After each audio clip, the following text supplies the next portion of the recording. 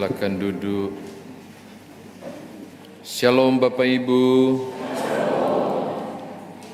Bapak Ibu dan anak-anak sekalian, bolehkah dengan senyum memberi salam kanan kiri, muka belakang, lalu katakan Selamat Natal Kristus.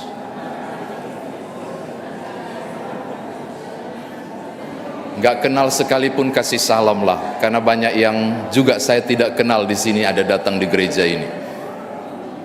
Sambil minta tolong yang mendekat dengan pintu penghubung atas dan bawah tolong ditutup, karena saya lihat banyak yang berkipas-kipas, kepanasan, mungkin pengaruh pintu gesernya. Kalau belum ditutup di atas tolong ditutup biar AC-nya nggak keluar.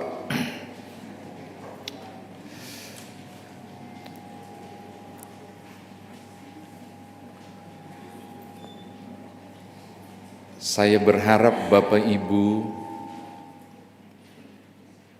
pernah menjadikan Toko Yusuf salah satu tokoh yang direnungkan dengan sangat teliti. Kenapa? Karena Yusuf hampir tidak jadi bagian penting untuk dibicarakan di perayaan Natal Kristus. Puji Tuhan, GPIB malam ini khusus mengambil topik tentang Yusuf. Dan ini menjadi hal yang menarik. Oh ya, dari tadi kenapa saya bilang Natal Kristus dan bukan Natal, seperti tahun kemarin sudah dijelaskan. Natalitia, kata Natal itu berarti kelahiran, Natus itu berarti lahir, maka Natal itu berarti lahir. Jadi kalau cuma bilang perayaan Natal berarti perayaan lahir. Kalau bilang selamat Natal sebentar, itu cuma berarti selamat lahir. Jadi kalau Bapak Ibu salam ke saya sebentar dan bilang selamat Natal, saya mau tolak. No, saya lahir tanggal 29 Januari, tolong dicatat, siapkanlah segala sesuatu di tanggal 29. Yang benar selamat Natal Kristus. Jadi selamat lahir Kristus.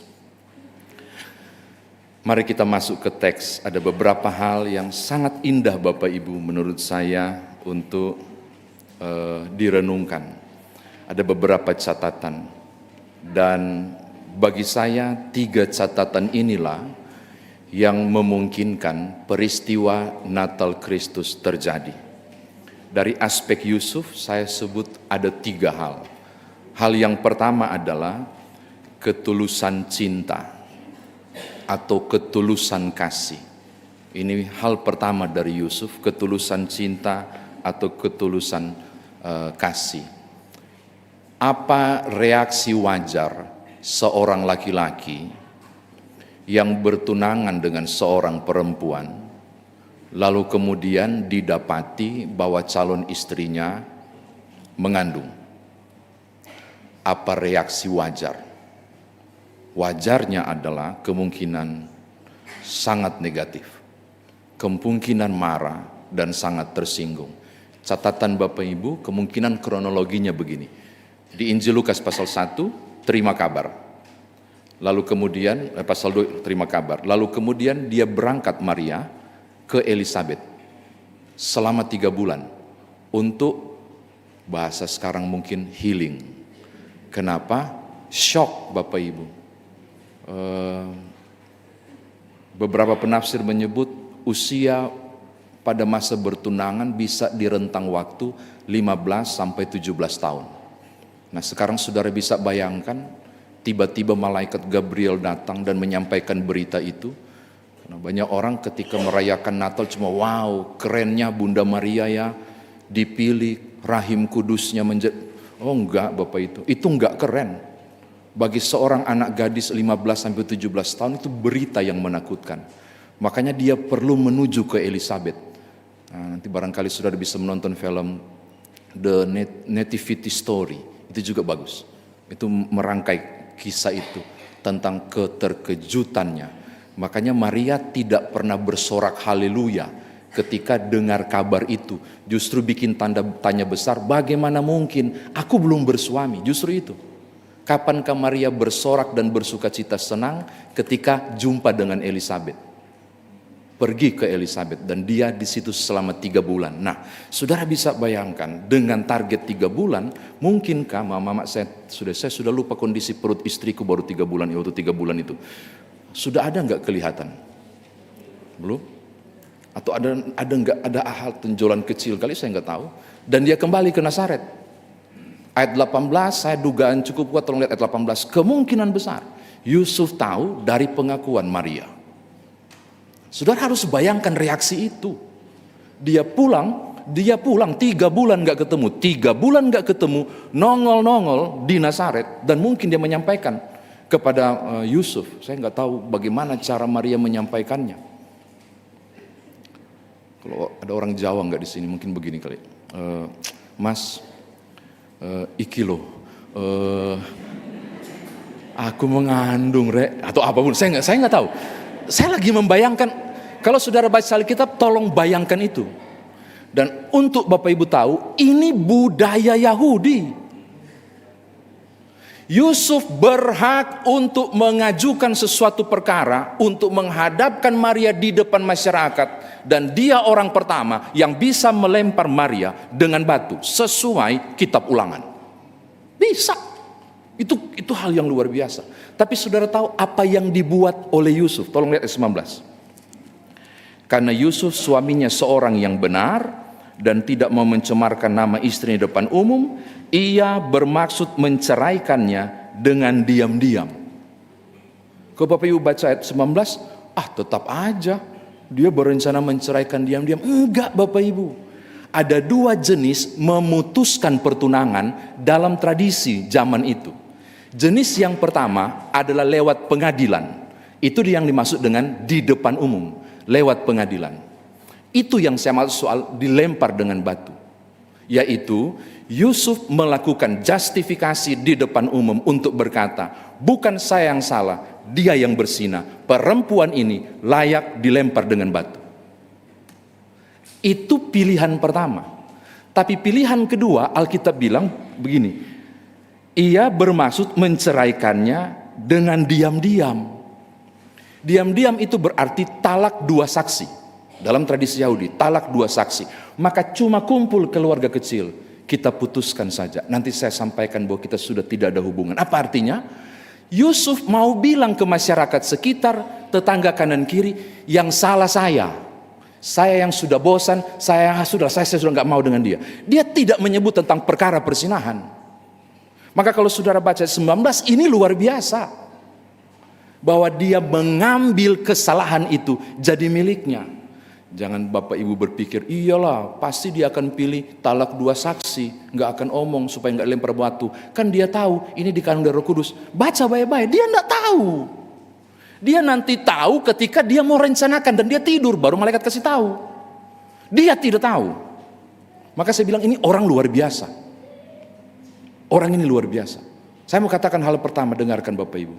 Ketulusan cinta dan kasih Yusuf memungkinkan Natal Kristus terjadi. Peristiwa Natal Kristus terjadi melalui momen Yusuf adalah ketulusan cinta kasih. Yang seharusnya dia memilih untuk bercerai di depan umum. Itu pun gak jadi. Yang kedua, saya sebut poin kedua itu ketaatan. Tolong lihat ayat 20.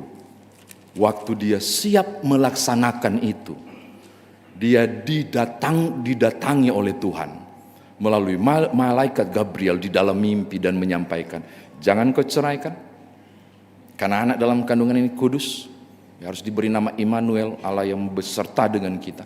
Dialah yang akan membebaskan dan seterusnya. Saudara tahu, bagi saya sekalipun, kendati pun ini perintah Tuhan, dia akan berhadapan dengan justifikasi sosiologi orang di tengah masyarakat. Dia ada 2 opsi, malu atau taat. Dia tetap ada 2 opsi, pertahankan hubungan ini demi kehendak Allah, dan siap untuk mengecap rasa malu. Saya suka banget ketika nonton film The Nativity Story itu, dia mengisahkan memang dari tinjauan budayanya bagus banget. Jadi langsung masuk, iya ya, itu 2 pilihan yang sulit loh. Entah taat kepada Allah atau terluka karena rasa malu. Dan saudara tahu, Ayat yang ke-24 menarik. Sesudah bangun dari tidurnya, Yusuf berbuat seperti yang diperintahkan malaikat Tuhan kepadanya. Ia mengambil Maria sebagai istrinya. Dia pilih opsi yang pertama. Kalaupun malu, tetap taat. Demi rencana Tuhan terjadi bagi tunanganku ini, aku akan taat. Bapak Ibu tahu kalau dia nggak taat, apa yang terjadi? Tapi saya yakin Tuhan punya banyak cara. Tapi saya berandai dalam pikiran manusia. Andai kata dia tidak taat, apakah Yesus terlahir di Bethlehem? Enggak. Tidak terjadi. Kenapa? Karena Yusuf turunan Daud dan dia harus daftarkan diri ke Bethlehem dalam rangka sensus pajak Kaisar Agustus. Jadi kalau dorang dua tidak jadi dengan laki-laki lain itu Maria, saudara bisa bayangkan, tetap lahir di Nazaret, maka Mika 5 ayat 1 gagal. Saudara bisa bayangkan, sesuatu loh yang terjadi. Jadi saya mau katakan, demi rencana Allah terjadi, ketaatan itu harus ada. Dan di dalam ketaatan itulah Yusuf rela membuang harga diri. Hal kedua saya mau bilang begini, Natal Kristus terjadi pada versi Yusuf adalah ketaatan yang sungguh kepada Allah. Poin pertama, ketulusan cinta kasih. Poin kedua, ketaatan yang sungguh kepada Allah. Ini yang kedua. Yang ketiga, ini ketiga menarik, khusus untuk bapak-bapak. Tolong lihat ayat 25. Ayat 25, saya bacakan ya. Tetapi, maaf, bukan khusus untuk bapak-bapak, untuk semua lah. Nanti bapak tanya lagi saya, kenapa buat saya? Ayat 25, lihat ya. Saya baca dengan menurut terjemahan baru edisi kedua. Tetapi tidak bersetubuh dengannya sampai Maria melahirkan seorang anak laki-laki dan Yusuf menamakan dia Yesus. Kenapa ini penting untuk diuraikan kepada saudara? Karena ayat 24 bilang dia kawini Maria. Maka dia sangat berhak pada tubuh Maria. Saya ulangi, karena dia sudah nikahi Maria, maka dia berhak pada tubuh Maria. Tidak ada larangan oleh Gabriel, jangan sontong-sontong Pak Maria sampai Yesus lahir, awas ngapain tangan awas. Enggak ada larangan. Tetapi Yusuf sendiri yang berinisiatif, aku tidak akan cemari dengan darahku sendiri. Biar cuma Tuhan di dalam itu. Dia jaga kekudusan. Berapa lama Bapak Ibu? Sampai Maria melahirkan anak. Berapa lama berarti? 9 bulan. Nanti Lukas pasal 2 ayat 22, tolong buka Lukas pasal 2 ayat 20, nanti saudara akan menemukan. Masa pentahiran seorang perempuan pasca melahirkan adalah 40 hari. Berarti Yusuf menahan diri demi kekudusan Maria adalah 9 bulan 40 hari. Alias 10 bulan 10 hari. Oh wetae. Bapak, enggak mudah loh. 10 bulan 10 hari. Pengantin baru kawin. Enggak. Dia tahan diri. Kekudusan. Saya tertarik tentang versi kekudusan ini. Padahal itu haknya. Tapi dia memilih bukan soal hak, tapi bagaimana kandungan ini tetap suci sampai masanya dilahirkan. Saya mau katakan hal yang ketiga ini, kekudusan. Yusuf hidup dan menjaga kekudusan Maria, maka peristiwa Natal Kristus terjadi.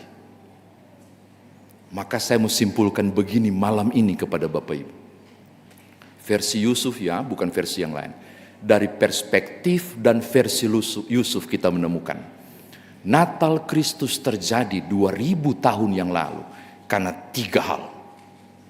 Ketulusan cinta, ketaatan yang sungguh pada Tuhan, dan kekudusan hidup.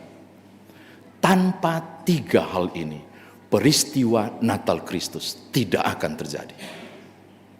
3 poin ini dari Yusuf kita belajar. Ketulusan cinta kasih, ketaatan totalitas kepada Allah, dan menjaga kekudusan. peristiwa itu terjadi. Saya kira demikian firman Tuhan ditafsirkan bagi kita. Nah, sekarang bagaimana kita bawa dalam kehidupan beriman kita? Yang pertama, Bapak Ibu, saya mau tanya dulu kepada mama-mama, apakah cookies Natal sudah ada di rumah?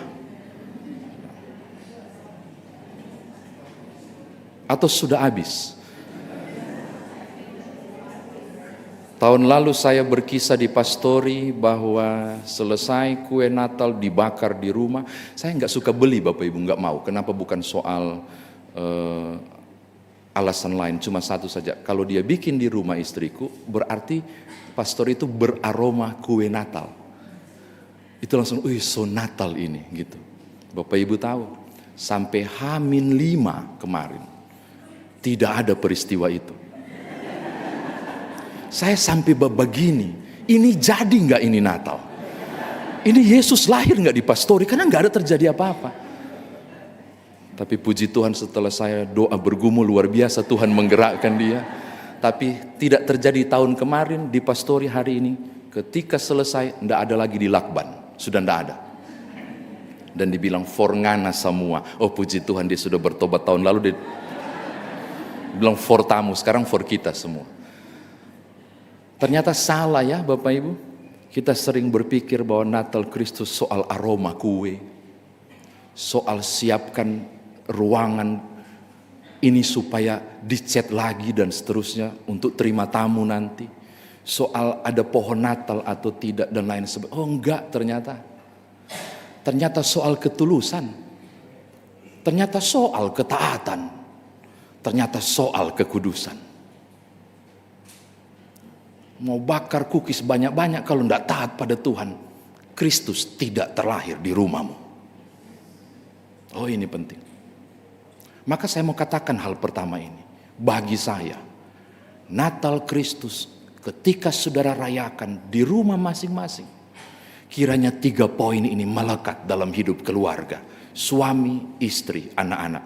Tuluslah untuk istrimu dan suamimu dan anak-anak. Belajar untuk tetap taat, no matter what, apapun yang terjadi, kepada Tuhan. Lalu hiduplah dalam kekudusan. Maka saya percaya, peristiwa Natal Kristus itu benar terjadi di rumah saudara, di palungan hati saudara. Amin. Tidak berarti nggak bikin kue dong, harus tetap bikin. Dia ada dulu di belakang soalnya. Tetap ada. Jadi Bapak Ibu, poin kedua, kalau begitu ini menarik. Orang persoalkan soal tanggal berapakah persisnya, walaupun dalam tradisi gerejawi 25 Desember itu dari riwayat sudah dibaca, di ahli-ahli sejarah sudah buktikan 25 Desember betul, walaupun juga ada yang mulai menghitung pada peristiwa Elizabeth sedang mengandung, diruntut, hubungkan, ada yang bilang oh angkanya meleset, dia bukan dari situ, whatever. Saya nggak peduli tanggal berapa, karena saya nggak punya akte kelahiran Tuhan Yesus. Oh benar, bagi saya cuma satu hal. Bukan soal kapan dia lahir. Satu hal, Tuhanku sudah terlahir di dunia dan datang untuk menebus engkau dan saya. Maka aku harus merasakan palungan hatiku layak untuk menerima keagungan itu. Maka aku akan hidup dalam kekudusan, dalam ketaatan, dan dalam ketulusan. Dan kalau 3 hal ini Bapak Ibu lakukan tiap-tiap hari, maka tiap-tiap hari Natal Kristus terjadi. Kalau tiap-tiap hari dalam ketaatan, tiap-tiap hari dalam kekudusan, tiap-tiap hari dalam ketulusan, bagi saya damai sejahtera itu tetap ada tiap-tiap hari. Sukacita Natal itu pun tiap-tiap hari. Maka tiap-tiap hari pun cookies Natal ada. Kan jadi sesuatu yang enak untuk direnungkan. Tiap-tiap hari kita rasa damai sejahtera.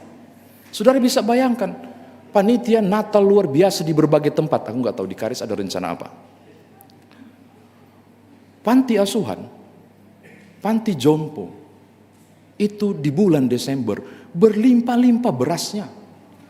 Gula, sembako ketika panitia berlomba untuk memberikannya dalam ketulusan, ketaatan, kekudusan di bulan Desember. Januari sampai November melarat orang. Karena apa? Karena kita berpikir soal itu kan.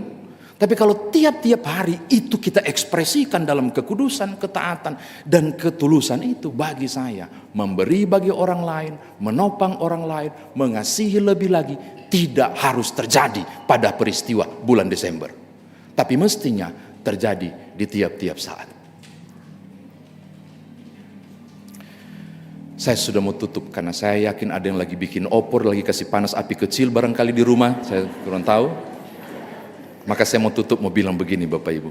Selamat Natal Kristus dalam ketaatan, ketulusan, kekudusan saudara. Biarlah bayi suci itu menemukan palungan hati yang layak di hati saudara.